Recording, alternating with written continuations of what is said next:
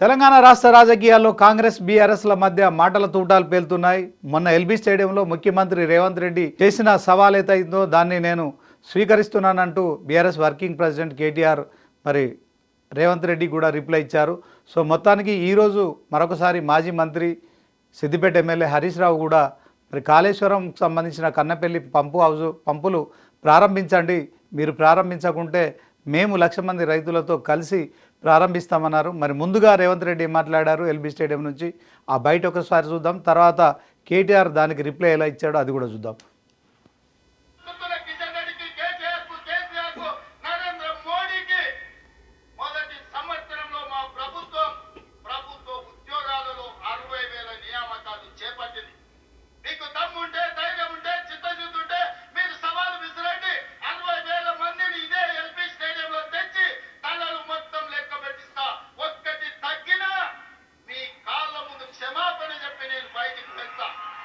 Basin తెలియదు, బెండకాయ తెలియదు.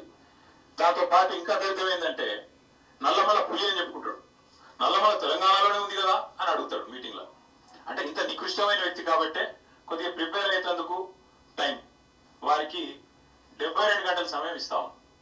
లేదు ముఖ్యమంత్రి గారు కనుక ముచ్చటపడి లేదు మా సొంత ఊరికే రండి కొండారెడ్డిపల్లి కంటే అక్కడికైనా వస్తాం, లేదు మా సొంత నియోజకవర్గం కొడంగల్లో పెడతా నేను అంటే నీ ఇష్టం అక్కడైనా పెట్టు, లేదు మా నాయకుడు కేసీఆర్ గారి సొంత ఊరు చింతమడకకు వస్తావా అక్కడ రెడీగా ఉంటాం, లేదు మా నాయకుడు కేసీఆర్ గారి నియోజకవర్గం గజ్వేలు అక్కడికి వస్తావా నీ ఇష్టం, ఊరు నీ ఇష్టం, ప్లేస్ నీ ఇష్టం, సమయం డేటు అని నీ ఇష్టం, నేను రెడీ, మా పార్టీ తరఫున నీ సవాలు స్వీకరిస్తా ఉన్నాం. ఇందులో ముఖ్యమంత్రి గారి తరఫున మరి ముఖ్యమంత్రి గారు ఇచ్చిన సవాల్ను పార్టీ తరఫున నేను స్వీకరిస్తాను. సో మొత్తానికి రేవంత్ రెడ్డి సవాల్కు కేటీఆర్ అయితే ఓకే అన్నారు. ఎక్కడైనా మంచిదే, మరి కొండారెడ్డిపల్లికి వెళ్దామా, మా నాయన సొంత గ్రామమైన మరి చింతమడకకి వెళ్దామా, ఎక్కడికైనా మంచిదే, నేను రావడానికి సిద్ధంగా ఉన్నా, డే టు టైం ప్లేస్ నువ్వు ఫిక్స్ చేయాలి, లేకుంటే నేనే ఫిక్స్ చేస్తాను, 72 గంటలు సమయం ఇస్తున్నా. ఎందుకంటే ఏదైనా చర్చ పెడదామంటే మేము ప్రిపేర్ అయ్యి రాలేదని చెప్తారు కనుక సీఎం రేవంత్ రెడ్డికి 72 గంటలు సమయం ఇస్తున్నానని చెప్పి కూడా మరి ఆయనే ఓ ప్లేసు టైం డేట్ కూడా ఫిక్స్ చేశారు. 8వ తేదీన 11 గంటలకు సోమాజిగూడ ప్రెస్ క్లబ్లో చర్చకు రావాలని చెప్పి సీఎం రేవంత్ రెడ్డి సవాల్కైతే కేటీఆర్ జవాబు ఇచ్చారు. సో మరొకసారి ఈరోజు మరి తెలంగాణ భవన్లో కూడా రేవంత్ రెడ్డి సవాల్కు కేటీఆర్ జవాబు ఇచ్చారు.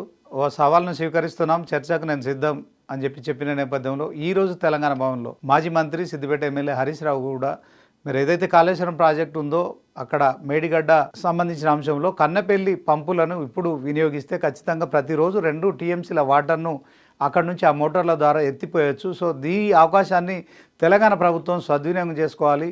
సో తెలంగాణ రాష్ట్ర వ్యాప్తంగా ప్రతిరోజు 2 టీఎంసీల నీటిని వినియోగించుకుంటే 20 జిల్లాల్లో మరి ఈ యొక్క కరువు పరిస్థితుల నుంచి బయటపడతాము.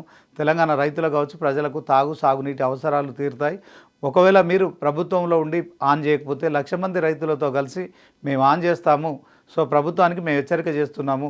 సో దీంట్లో ప్రభుత్వం ముందుకు రావాలని చెప్పి కూడా పిలుస్తున్న నేపథ్యంలో ఆయన ఏం మాట్లాడారో అదొక బయట కూడా చూద్దాం.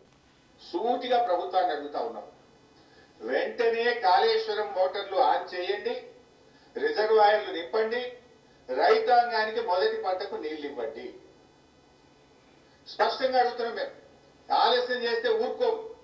ఇవాళ నీళ్లు కళ్ళ ముందు ఉన్నాయి, మోటార్లు రెడీ ఉన్నాయి, కరెంటు ఉన్నది, రిజర్వాయర్లు ఉన్నవి. తక్షణమే మోటార్లు ఆన్ చేయండి, రైతాంగానికి నీళ్లు ఇవ్వండి. లేదంటే మాత్రం స్వయంగా కేసీఆర్ గారి నాయకత్వంలో లక్షలాది మంది రైతులందరం కలిసి కన్నేపల్లికి కదులుతాం, మోటార్లు ఆన్ చేస్తామని చెప్పి ప్రభుత్వాన్ని హెచ్చరిస్తా ఉన్నాం. మేము మాత్రం చూస్తూ ఊరుకోం. రైతులకు నష్టం జరిగితే బీఆర్ఎస్ పార్టీ ఊరుకోదు. మేము వదిలిపెట్టాం ఈ ప్రభుత్వాన్ని. ప్రజాశక్తిలో ఉన్న బలమేందో చూపిస్తాం. మొత్తం 20 జిల్లాల రైతాంగం లక్షలాదిగా కదులుతాం, మోటార్లు ఆన్ చేసి రైతాంగానికి నీళ్ళు ఇచ్చి చూపిస్తాం.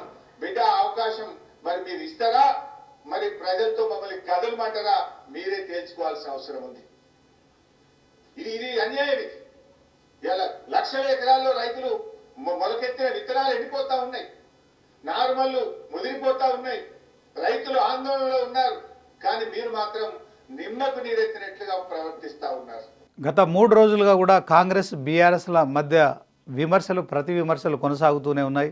సో తెలంగాణ సీఎం రేవంత్ రెడ్డి మరి ఏదైతే తెలంగాణ విషయంలో మరి ఎవరు వస్తారు, కేటీఆర్ వస్తాడా, కేసీఆర్ వస్తాడా, నరేంద్ర మోడీ వస్తాడా, కిషన్ రెడ్డి వస్తాడా, ఎవరైనా రావాల్సిందే. తెలంగాణలో మరి మేము చేస్తున్న అభివృద్ధిపై చర్చ చేద్దామని చెప్పి విసిరిన సవాల్ని అయితే బీఆర్ఎస్ వర్కింగ్ ప్రెసిడెంట్ మరి కేటీఆర్ అయితే, సో ఆ సవాల్ను నేను స్వీకరిస్తున్నాను, మా నాయకుడు కేసీఆర్ అవసరం లేదు, నేను వస్తాను, సో టైము డేటు ప్లేస్ మీరు చెప్పండి, లేకుంటే నేనే చెప్తానని చెప్పి 72 గంటల గడువు ఇచ్చారు. తర్వాత దాని పట్ల కాంగ్రెస్ నాయకులు అయితే ఇక నువ్వు మీ నాయన స్థానాన్ని తీసుకో, అంటే ఆ పదవి తీసుకో, ప్రతిపక్ష నాయకుని పదవి హోదాలో కేసీఆర్ ఉంటే ఆయనను మేము పిలుస్తున్నాం, అదే పదవి కనుక నువ్వు పిలిస్తే తీసుకుంటే మేము మిమ్మల్ని గౌరవిస్తాం, ప్రతిపక్ష నాయకుని హోదాలో సీఎం రేవంత్ రెడ్డితో మరి నువ్వు చర్చకు రావచ్చు, అది కూడా అసెంబ్లీలో మాత్రమే చర్చ పెడదాం, ఎక్కడ పడితే అక్కడ పెట్టడానికి ఇది మరి ఒక ప్రజాస్వామ్య వ్యవస్థ, దీంట్లో సీఎం లాంటి వ్యక్తులు రావాలంటే మరి ఎక్కడో గల్లీలోనో ఎక్కడోనో మరి కళ్ళు కాంపౌండ్లోనో కూర్చోవడానికి కరెక్ట్ కాదు, అసెంబ్లీలో చర్చ పెడదాం, గత కొంతకాలంగా మరి మీ నాయన కేసీఆర్ని అడుగుతున్నాం, మీ నాయన మాత్రం రావట్లేదు, సో మీ నాయన రావాలని చెప్పి బొట్టు పెట్టి మరీ ఆహ్వానిస్తున్నారు తెలంగాణ సీఎం రేవంత్ రెడ్డి, అయినప్పటికీ మీ నాన్న రావట్లేదు. సో ఈ విషయాలన్నీ జగ్గారెడ్డి గారు కూడా చెప్తున్నారు. సో ఆయన ఎప్పుడైతే ప్రతిపక్ష నాయకుడిగా ఉంటాడో అప్పుడే ఆయనకు విలువ ఉంటుంది, లేని పక్షంలో మరి ఆయనకు మేము విలువ ఇవ్వమని చెప్పి చెప్తున్న నేపథ్యంలో తెలంగాణ రాష్ట్ర వ్యాప్తంగా ఈ యొక్క ఏవైతే రాజకీయాలు అయితే మరి వేడెక్కుతున్నాయని చెప్పుకోవచ్చు. సో సీఎం రేవంత్ రెడ్డికి ఆ సవాల్కి కేటీఆర్ అయితే సై అన్నారు. కన్నెపల్లి పంపులు ఆన్ చేయాలని చెప్పి మరి రేవంత్ కూడా హరీష్ డిమాండ్ చేస్తున్నారు. మేము రైతు రాజ్యం, మాది రైతు రాజ్యం అని చెప్పి సీఎం రేవంత్ రెడ్డి చెప్తున్నాడు. సో చర్చకు రండి అని చెప్పి కూడా కేసీఆర్ కేటీఆర్లకు విసిరిన సవాల్ ఏదైతే ఉందో మరి రేవంత్ విసిరిన సవాల్ కూడా కేటీఆర్ స్పందించారు. కొండారెడ్డిపల్లి, చింతమడక, కొడంగల్ ఎక్కడైనా సరే చర్చ చేద్దామని చెప్పి చెప్తున్న నేపథ్యంలో తెలంగాణ రాష్ట్ర రాజకీయాలు అయితే మరి ఇరు పార్టీల మధ్య, సో మొత్తానికి దీంట్లో ఒక 2 పార్టీల మధ్య అయితే ప్రతి విమర్శలు కొనసాగుతున్నాయి. మరి కేటీఆర్ ఏదైతే 72 గంటల గడువిస్తున్నాను మరి సోమాజిగూడ ప్రెస్ క్లబ్కు రావాలని చెప్పిన నేపథ్యంలో ఇప్పటివరకు అయితే మరి కాంగ్రెస్ నుంచి సమాధానం రాలేదు. సో నీకు ఆ స్థాయి లేదని చెప్పడం కావచ్చు, నువ్వు మా సీఎం రేవంత్ రెడ్డి పిలిచే అంత స్థాయి లేదని చెప్పడం కావచ్చు. సో ఇలాంటి వ్యాఖ్యలు అయితే ఇప్పటివరకు వస్తున్నాయి. మరి 8వ తేదీ మరొక 48 గంటల సమయం ఉంది. దీంట్లో మరి కేటీఆర్ విసిన సవాల్ను మరి ముందుగా రేవంత్ రెడ్డి కేటీఆర్ పేరు ప్రస్తావించాడు కనుక కేటీఆర్ ఆ సవాల్ను స్వీకరిస్తున్నానని చెప్పి నిన్న తెలంగాణ భవన్లో ఆయన మాట్లాడాడు. తర్వాత ఈరోజు కాళేశ్వరం దగ్గర మరి సముద్రంలో నీరు వృధాగా కలిసిపోతుంది, వరద నీరు ఒడిసి పట్టే కార్యక్రమంలో ఇప్పుడు కాళేశ్వరంలో ఏవైతే కన్నపల్లి వద్ద ఉన్న మోటార్ల ద్వారా ప్రతిరోజు 2 టీఎంసీల నీటిని మోటార్లు ఇలా ఆన్ చేస్తే అలా ఎత్తిపోసే వీలుంటుంది కనుక ఆ నీటిని అంతా కూడా తెలంగాణ వ్యవసాయానికి వాడుకోవచ్చు. రైతులకు సంబంధించిన పంటలు ఇప్పటికి ఎండిపోతున్నాయి కనుక ప్రభుత్వంలో ఉండి మీరు ఖచ్చితంగా ఈ నీటిని ఎత్తిపోయేందుకు మరి మోటార్లు ఆన్ చేయాలి, లేని పక్షంలో లక్షలాది మంది రైతులను తీసుకొని మరి మేము కన్నపల్లి పంప్ హౌస్ చేరుకుంటాం, కేసీఆర్ నాయకత్వంలో ఆ పంపులు ఆన్ చేస్తాము, తెలంగాణ విషయంలో మరి ఖచ్చితంగా రైతుల విషయంలో మాకు బాధ్యత ఉందని చెప్తున్నప్పుడు ఇక తెలంగాణ రాష్ట్ర వ్యాప్తంగా ఇటు కేటీఆర్ సవాల్ కావచ్చు, అలాగే ఈరోజు హరీష్ రావు చేసిన సవాలు ఎలా స్వీకరిస్తారు కాంగ్రెస్ పార్టీ అనేది మాత్రం తేలాల్సి ఉంది. సో మొత్తానికి మొదటగా రేవంత్ రెడ్డి విసిరిన సవాల్ను కేటీఆర్ స్వీకరించారు. మరి ఈరోజు హరీష్ రావు విసిరిన ఏదైతే హెచ్చరిక కావచ్చు, సవాల్ కావచ్చు, డిమాండ్ కావచ్చు, దాని పట్ల కాంగ్రెస్ నుంచి ఎలాంటి సమాధానం వస్తుందనేది మాత్రం వేచి చూడాల్సి ఉంది. ఏదేమైనప్పటికీ కూడా మరి హరీష్ రావు లక్షలాది మంది రైతులు ప్రజలతో కలిసి కన్నపల్లికి వెళ్తాము, మరి లక్షలాది మంది ప్రజలతో మరి ఈ యొక్క మోటార్ లాంచ్ చేస్తామని చెప్తున్న నేపథ్యంలో ఈ కార్యక్రమం విషయంలో మరి ఇప్పటికే కన్నపల్లి వద్ద భారీగా వరద నీరు వస్తుంది, పైనుంచి వర్షాలు కురుస్తున్న వరద నీరు వస్తున్న నేపథ్యంలో అదంతా కూడా ఇప్పుడు కాళేశ్వరం ప్రాజెక్టులో వినియోగించకపోవడం కావచ్చు, మోటార్ లాంచ్ చేయకపోవడం కావచ్చు, సో ఆ నీరంతా కూడా మరి గోదావరి నుంచి వరద రూపంలో కూడా సముద్రంలో కలిసిపోయే ప్రమాదం ఉంది కనుక ఈ వరద నీటిని ఒడిసిపట్టడానికి నిర్మించిన ఏవైతే కన్నపల్లి పంప్ హౌజులు ఉన్నాయో సో వాటిని మోటార్లు ఆన్ చేయాలి, ఆ నీటిని ఎత్తిపోయాలి. ప్రతిరోజు 2 టీఎంసీల నీరు ఇప్పుడు ఎత్తిపోసేందుకు ఖచ్చితంగా ఇది కన్నెపల్లి పంప్ హౌస్ లాంచ్ చేయాలని చెప్తున్న నేపథ్యంలో ఇప్పటికే మేడిగడ్డకు సంబంధించిన ఏదైతే ఆనకట్ట ఉందో అది కుంగిపోవడం కావచ్చు, ఒక పిల్లరు పగులు చెందడం కావచ్చు. సో అది పనికిరాదంటూ కాంగ్రెస్ ప్రభుత్వం చెప్తున్న నేపథ్యంలో ఇప్పుడున్న తాజా పరిస్థితులను కాంగ్రెస్ ఎలా ఎదుర్కొంటోంది? సో మరి వర్షాకాలం వరద నీటిని వినియోగంలోకి తీసుకురావడానికి కన్నెపల్లి పంప్ హౌస్ దగ్గర మోటార్ లాంచ్ చేస్తారా? మరి మరొకసారి కూడా ఖాళీగా ఉన్న రిజర్వాయర్లను నింపుతారా అనేది మాత్రం ఇది ఒక సస్పెన్స్గా